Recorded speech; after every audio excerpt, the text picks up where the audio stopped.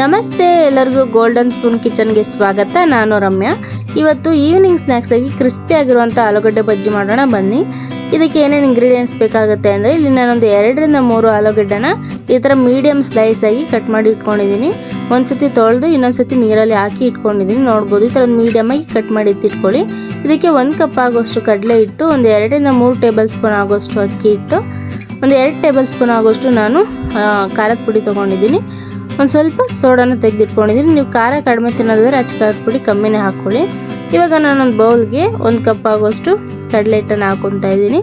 ಮತ್ತು ಇದಕ್ಕೆ ಒಂದು 2 ಟೇಬಲ್ ಸ್ಪೂನ್ ಆಗೋಷ್ಟು ಅಕ್ಕಿ ಹಿಟ್ಟನ್ನು ಹಾಕ್ಕೊತಿದ್ದೀನಿ. ಅಕ್ಕಿ ಹಿಟ್ಟು ಹಾಕ್ಕೊಳ್ಳೋದ್ರಿಂದ ಬಜ್ಜಿ ಕ್ರಿಸ್ಪಿಯಾಗಿ ಬರುತ್ತೆ.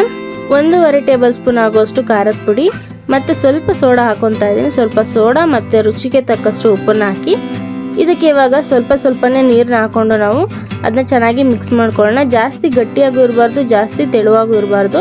ಒಂದು ಮೀಡಿಯಮ್ ಆಗಿ ಮಿಕ್ಸ್ ಮಾಡ್ಕೊಳ್ಳಿ. ಹಿಟ್ಟನ್ನು ಜಾಸ್ತಿ ತೆಳುವಾಗಿ ಕಲಿಸ್ಕೊಂಡ್ಬಿಟ್ರೆ ಅದು ಆಲೂಗಡ್ಡೆಗೆ ಹಿಡಿಯೋದೇ ಇಲ್ಲ, ಸೋರ್ಕೊಂಡ್ಬಿಡುತ್ತೆ ಹಿಟ್ಟು. ಸೊ ಹಂಗಾಗಿ ಸ್ವಲ್ಪ ಗಟ್ಟಿಯಾಗಿ ಕಲಿಸ್ಕೊಳ್ಳಿ, ಆವಾಗ ಆಲೂಗಡ್ಡೆಗೆ ಚೆನ್ನಾಗಿ ಹಿಡಿಯುತ್ತೆ. ನೋಡಿ, ಇವಾಗ ಇಷ್ಟು ಮಿಕ್ಸ್ ಮಾಡ್ಕೊಂಡಿದ್ದೀನಿ. ಇವಾಗ ಆಲೂಗಡ್ಡೆಯಲ್ಲಿರೋ ನೀರನ್ನೆಲ್ಲ ಚೆನ್ನಾಗಿ ಬಸ್ತಿಟ್ಕೊಂಡ್ಬಿಟ್ಟಿದ್ದೀನಿ. ಇವಾಗ ಇದನ್ನು ಆಲೂಗಡ್ಡೆನೆಲ್ಲ ಒಂದೊಂದನ್ನೇ ಡಿಪ್ ಮಾಡಿ ಎಣ್ಣೆಯಲ್ಲಿ ಹಾಕ್ಬಿಟ್ರೆ ರೆಡಿ ಆಗುತ್ತೆ. ನಾನು ಮುಂಚೆನೇ ಎಣ್ಣೆನ ಕಾಯೋದಕ್ಕೆ ಇಟ್ಕೊಂಡಿದ್ದೆ. ಸೊ ನೀವು ಅಷ್ಟೇ ಮಾಡಬೇಕಾದ್ರೆ ನೀವು ಮುಂಚೆನೇ ಎಣ್ಣೆನ ಕಾಯೋದಕ್ಕೆ ಇಟ್ಕೊಂಡಿರಿ. ಇವಾಗ ನೋಡಿ, ಒಂದೊಂದೇ ಡಿಪ್ ಮಾಡಿ ಹಾಕ್ಕೊಂಡಿದ್ದೀನಿ. ಆದಷ್ಟು ಲೋ ಫ್ಲೇಮಲ್ಲೇ ಚೆನ್ನಾಗಿ ಬೇಯಿಸ್ಕೊಳ್ಳಿ. ಆವಾಗ ಒಳಗಡೆ ಇರೋ ಆಲೂಗಡ್ಡೆನೂ ಚೆನ್ನಾಗಿ ಬೇಯುತ್ತೆ, ಮೇಲ್ಗಡೆ ಸಹ ಕ್ರಿಸ್ಪಿಯಾಗಿರುತ್ತೆ. ನೀವು ಜಾಸ್ತಿ ಹೈ ಫ್ಲೇಮಲ್ಲಿ ಬೇಯಿಸ್ಕೊಂಡ್ಬಿಟ್ರೆ ಅದು ಬರೀ ಮೇಲ್ಗಡೆ ಮಾತ್ರ ಕಲರ್ ಬಂದ್ಬಿಡುತ್ತೆ, ಒಳಗಡೆ ಏನು ಬೆಂದಿರೋದಿಲ್ಲ. ಸೊ ಹಂಗಾಗಿ ಲೋ ಫ್ಲೇಮಲ್ಲೇ 2 ಸೈಡು ಚೆನ್ನಾಗಿ ಬೇಯಿಸ್ಕೊಂಡ್ಬಿಟ್ರೆ ರೆಡಿ ಆಗುತ್ತೆ.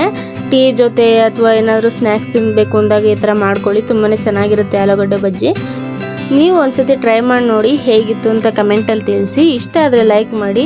ಆ್ಯಂಡ್ ಇದೇ ಥರ ಮೋರ್ ಕುಕಿಂಗ್ ವೀಡಿಯೋಸ್ಗೋಸ್ಕರ ಚಾನಲ್ನ ಸಬ್ಸ್ಕ್ರೈಬ್ ಆಗೋದನ್ನು ಮಾತ್ರ ಮರಿಬೇಡಿ. ಇದೇ ಥರ ಸಪೋರ್ಟ್ ಮಾಡ್ತಾಯಿರಿ. Thank you for watching.